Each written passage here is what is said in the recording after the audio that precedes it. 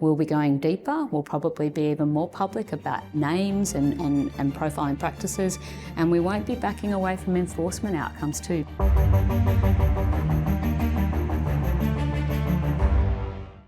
Just to begin with, the report is quite compelling.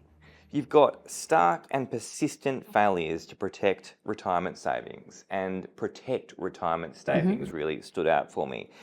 A troubling lack of protections despite warnings from ASIC and APRA. Is the $4.5 trillion superannuation industry in trouble? No. So the simple one-word answer is no. The $4.5 trillion superannuation sector is a great asset for Australia and a great asset for Australians. But in order to be that great asset, it needs to be done well, and that's why we're doing our work. That's why for the last couple of years, recent years, ASIC has had one of our number one priorities, focusing on things like member services, protecting the retirement savings from erosion, like we're talking about in this report, and calling on trustees to step in on key services like supporting retirement, right, helping with that preparation for retirement. So no, the sector is not in trouble, but the sector is so important. Superannuation now is the second most, if not the most important asset in the average Australian's life. So it's fundamental that those services, the member services are delivered, the investment services are delivered, the protection, trustees are there to protect. Their number one thing is to keep those funds on trust, protect those savings. Those standards, those services and the support for retirement, they must be delivered so that that $4.5 trillion can meet its promise. Well, when you talk about the word protection, the obvious word association there is danger. And we've been well aware of the dangers following the Banking Royal Commission. That's right. So what's not happening? Because you've got First Guardian and Shield in the headlines. That's right. Clearly a lack of oversight there. What can we learn from that? And just, I guess, this report seems like there is even more work to be done. So does that surprise you? It doesn't surprise. Unfortunately, it doesn't surprise. Whether you look at this space, when we're talking about oversight and protection of those funds held on trust, so the responsibility of trustees to keep the member funds safe and ensure that when services are provided for, that there's value for money and that members understand those services. Whether it's that responsibility, whether it's member services in terms of payment of death benefits on time and appropriately, or whether it's retirement support, there is inconsistency across the superannuation sector. It's model agnostic, different types of funds, different sizes, but there's inconsistency. And there are clearly those who fall short, which is why we keep bringing forward our work, shining a light on these different practices. And you've clearly got your work cut out for you, but just to really get to the nub of it, are we looking at incompetence or are we looking at greed for more super accounts and high volumes? So for ASIC, it's not actually the right thing to think, well, what is an individual trustee board member, what's their motivation? So it's not for us to attribute greed or incompetence. What we look at is the data and the outcomes. And as you say in the report we've got here, which is about are these platform trustees doing what's required by law to keep those funds safe? There's clear failures. As you called out, there's clear failures. And appreciate that you referencing it back to lessons learned as far back as the Royal Commission.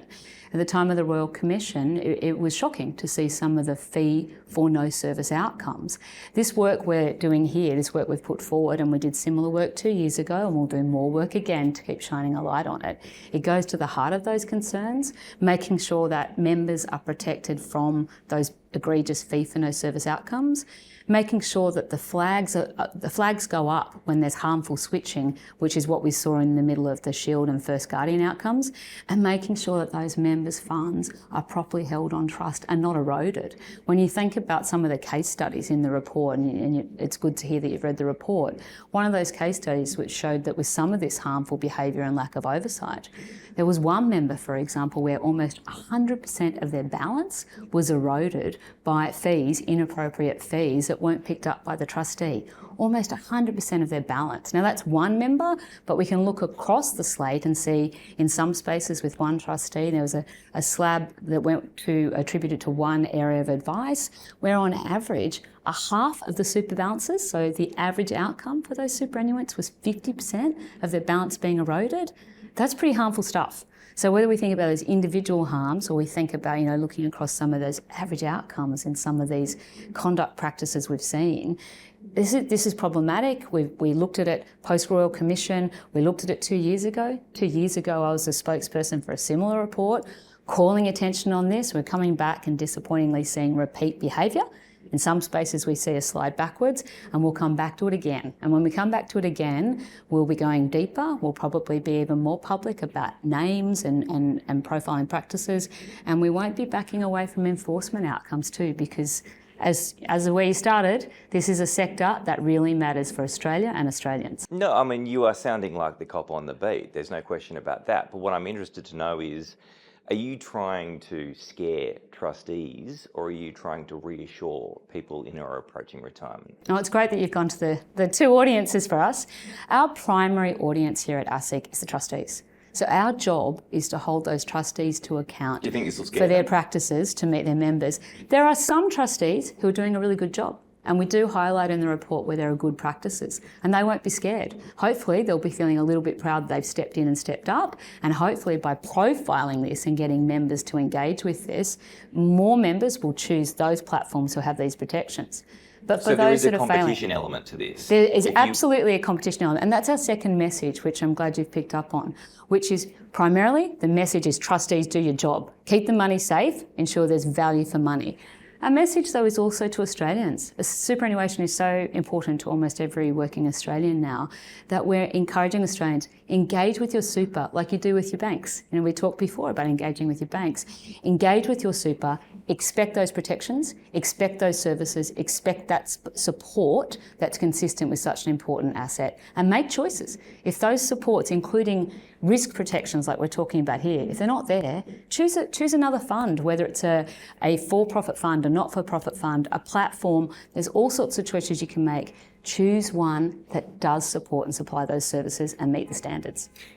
You've led me into another question too, because you've talked about choosing a platform, but there's also, in inverted commas, sharks that come in and encourage people to switch to various platforms, various superannuation ideas, give them a fantasy of retirement that is never achievable because it's too high risk.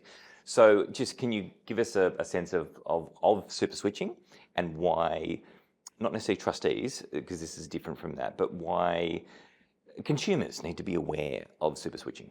So let's start with the trustees though. It's important for us to remind trustees of their responsibilities.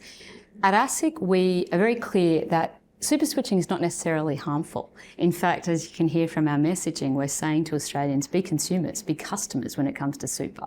Make the choice that's right for you, for your stage in life, your retirement plans, your risk appetite and income, and also for what you need in services from your fund. So there's different choices, and platforms are right for many Australians. That's why they're growing, and that's why many Australians join them. But as you point out, we have seen in recent years what we call high-risk super switching and some harmful outcomes. And that was at the centre of what we saw in Shield and First Guardian.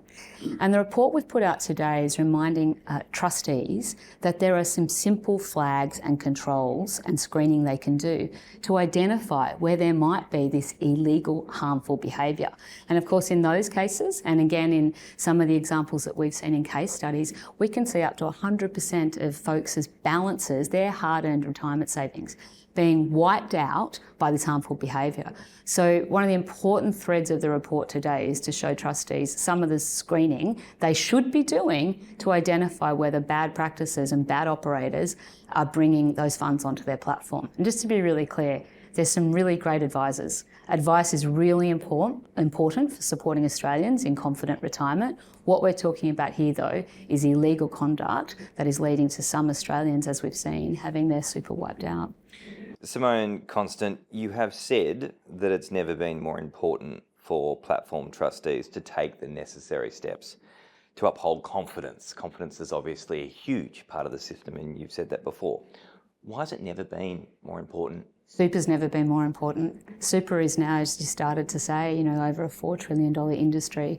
And within that, so we've seen in the last 10 years, we've seen super double in size. We've actually seen platforms triple in size across that period. And we've actually seen advice fees associated with platforms, we've seen them actually quadruple. So when you think about the importance of super, not just to the country, but to the average Australian like you and I, working Australian.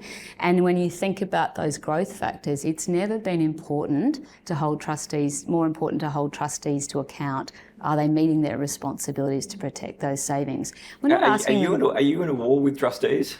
Absolutely not. There are many trustees who do a really good job, and it's really important we highlight those good practices.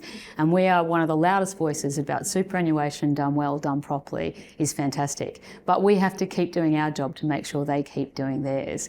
And we're not asking... Are you confident you can? We're confident we can, and we need to keep at it. And we're not asking for something that's unreasonable here.